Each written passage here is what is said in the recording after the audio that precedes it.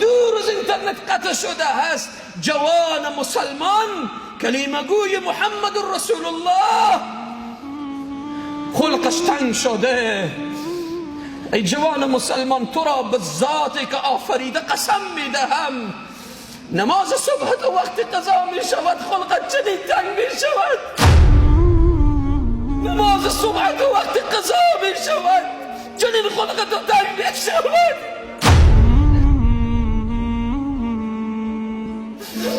هفته‌ها قرآن تلاوت نمی کنیم، آیا خلق ما چنین تنگ می شود؟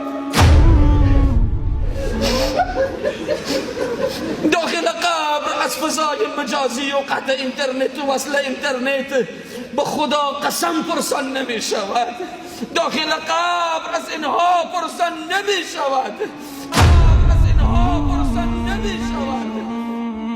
داخل قبر پرسان می شود که جوان بودی، تکره بودی، زیبا بودی، صحتمند بودی، چرا فرمان الله را زیر پا کردی؟ چرا فرمان الله را نادیده گرفتی؟ ما به کجا روان هستیم؟ به خدا این دل می سوزد. هر کس که به پشت منبر رسول الله قرار بگیرد حالت کنونی دلش را می سوزاند. چرا؟ بیاییم که فکر به حال خود داشته باشیم، حال را چنان تغییر بدهیم که الله راضی باشد. حال ما و گفتار ما و کردار ما چنان باشد که الله بخواهد. اما حالت کنونی، فضای کنونی طوری است که ما از رحمت الله دور ماندیم. طوری است که ما از رحمت الله دور ماندیم.